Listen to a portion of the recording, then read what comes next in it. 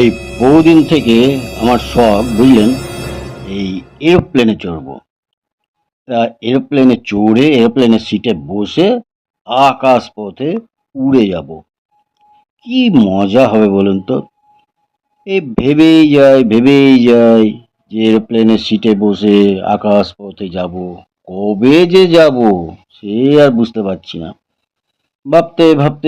ভাবতে দেখুন এই আজ আমার কি অবস্থা।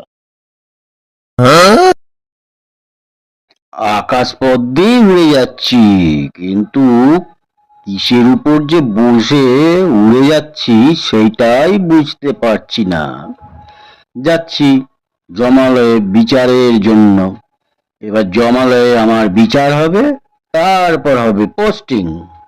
স্বর্গে যাব না নরকে যাব, এই তো জীবন।